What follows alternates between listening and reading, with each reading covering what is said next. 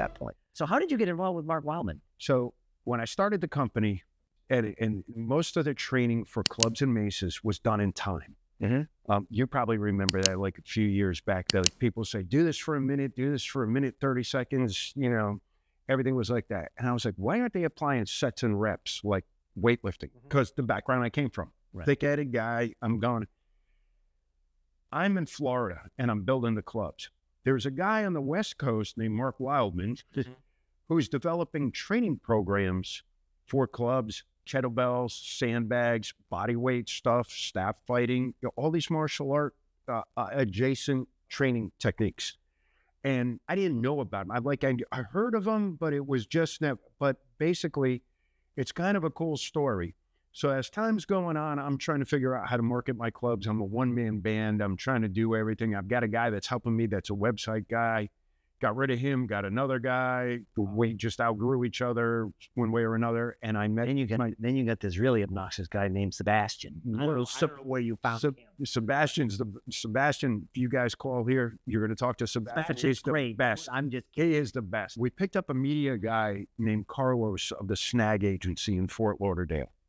Now, Carlos comes to me, buys a club from when I'm selling them out of my garage. Okay? I used to do this business on my dining room table. Nice. Carlos comes to me and he's like, I want to buy one of your clubs. And he comes up to my garage and he's like, I live in Fort Lauderdale. And then he buys the club. He walks out. He comes back into my garage and he says, who does your marketing? And I said, I got nobody right now.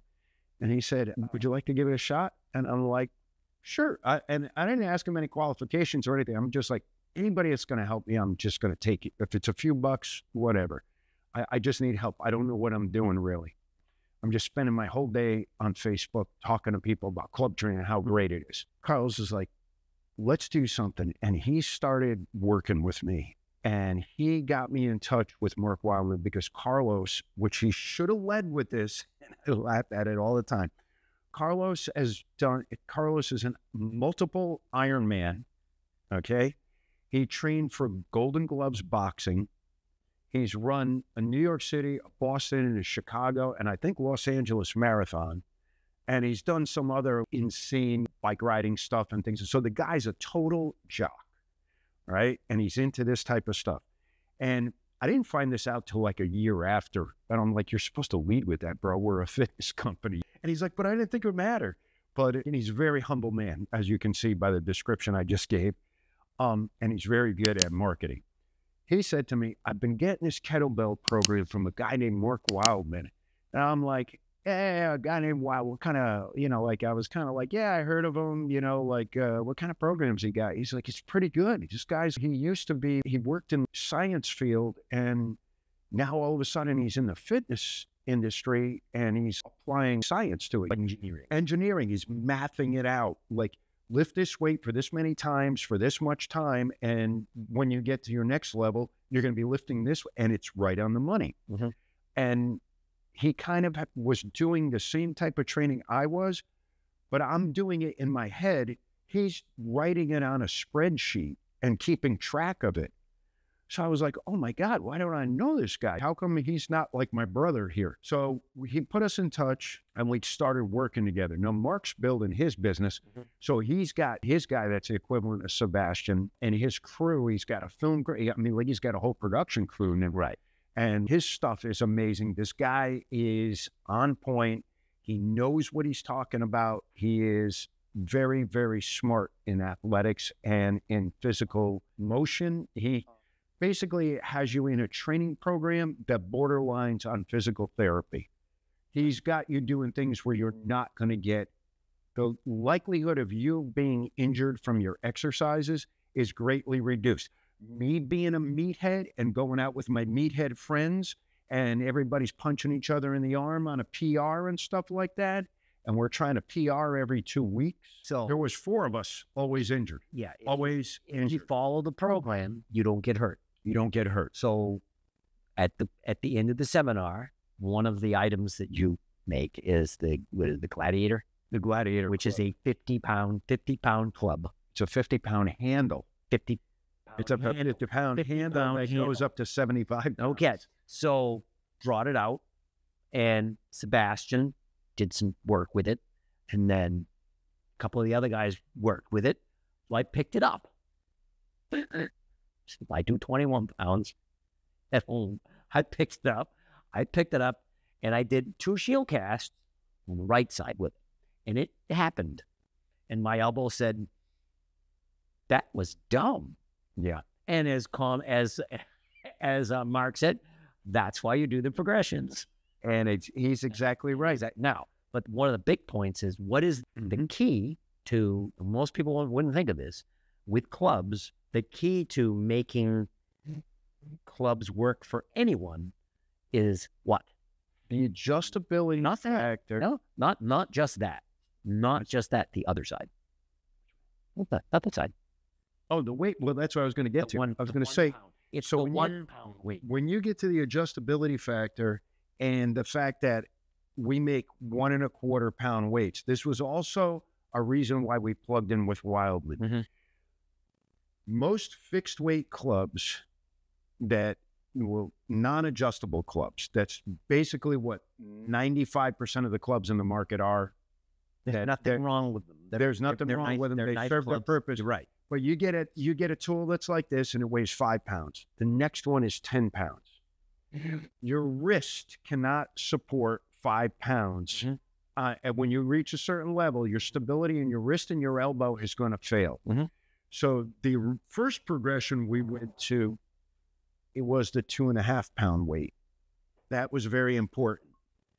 Then I realized that the 1 1/4 pound weight was even better, because now you can micro load. This is like a fractional plate for weightlifting, for powerlifting. So the 1 1/4 pound weights. So I made a 1 1/4 pound weight to go with that. And now you can micro load up to the next weight level. If you had a fixed weight set of clubs, they 5 pounds, 10 pounds, 15 pounds, 20 pounds. This goes, 5 pounds, and then you go 7.5 pounds, 8 3/4, and then you go to 10. So you've got 3 steps in between there. Right. So for instance, in my case, when I do single arm work, my right arm can manage, I don't know, probably 12, 15. It's the 5 pounder. Yeah. But this shoulder, like sharp pain. Yeah. It does a certain weight, sharp, like very uncomfortable. It'll work. I can get it to work. I can work through the pain, but it's like sharp, like there's a pin in there. But I can micro load it 1.5 pounds. So if I get it to the where there's no pain, do 3 days of that. When I say 3 days, you can do like just Monday, Wednesday, Friday. Next week, go up a pound, and it probably won't hurt, because you do that, move and do that for a week, and then go up another pound, and then another pound. So you're not, as Mark will bring out in his videos, the lower size, you could go 5, 10, 15, but then when you would go, 25, 35, 45. Well, the club manufacturers, they're starting to jump. So when you hit 25 pounds, they jump in 10 pound increments, which is, you're going to be ridiculously strong. You don't only have to be ridiculously strong. You have to have been doing it. You have to have the skill to do it. Yeah, you have to have the skill level. The skill level to do the clubs is what deters a lot of people from doing that. But the skill is what is strengthening all the little muscles and getting the stretching motion with the weight, that when you cast the weight out and you're drawing it back, that whole motion there is so much more important than like you trying to press a 50-pound dumbbell.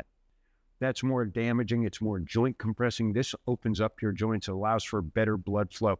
So if you incorporate your club training with, let's just say, heavy resistance training, weightlifting, you are going to be a much better weightlifter. And taking the time to learn the skills, also, it builds something inside you as you practice. Like when people say the journey is more important than the destination, meaning pay attention to the little nuances. I've exercised my whole life. All right, from 50 to 60, I learned more about my body than from 12 years old to 49 years old. So look at that big gap that I was exercising from 12 to 49. So that's 40 years, that's 38 years of working out. I learned zero, except it hurts when you get hurt. Oh, yeah. And it sucks when you're off for 3 months. Yes. And it sucks when you're going to a chiropractor every day because you're compressing yourself so much and you have to be stretched out. Yeah. When you have a tool like this that opens up your spine, opens up your shoulders, gets you to, like I was talking about the squats earlier, getting your body in different positions and doing the squats, it makes your weightlifting squats better. I mean, this is the only way I train now. And I'm going to say, right now I'm on the injured reserve list. I fell, I jammed my shoulder. I got a little bit of thoracic outlet syndrome going on because I got some scar tissue that's in there. I've been going, this is 6 weeks now, I haven't worked out. I'm getting a little antsy from it. I've also lost like 9 pounds from just not training. I'm going to get back in it as soon as possible, as soon as the doctor says you can start doing your stuff again. He doesn't want me doing anything right now.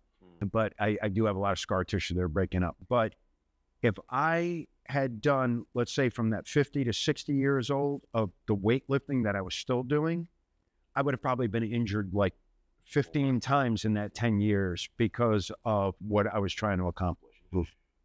I look at it now that I want to be active as I get older. I use my 50s to prepare for my 60s. I'm going to use my 60s to prepare for my 70s. So meaning that I want to get stronger in these type of exercises. I want to maintain a degree of muscle mass that when I hit the ground, I'm not going to shatter. I'm not going to land on bone. I'm going to have some meat around myself. I maintain my diet. I'm very conscious about my diet. And like I said, this is the only way that I train now, and I'm staying in. Well, thank you very much, Don. It's been a great time. Thanks for hosting the Wildman event over here over the last 2 days. It's been great meeting you. Thanks for having a chat. Jimmy, it's great to meet you, brother. And I'm glad you came down. And, you know, I'm putting faces to the names and handshakes and hugs to the names of all the people that call me and talk to me and daughters. And, you know, all this with Mark was fantastic this week. Yeah, this has been very cool. Now, remember, you can be the hammer, or you can be the anvil. Always be the hammer. Jimmy the Hammer, out. I like that. Yeah.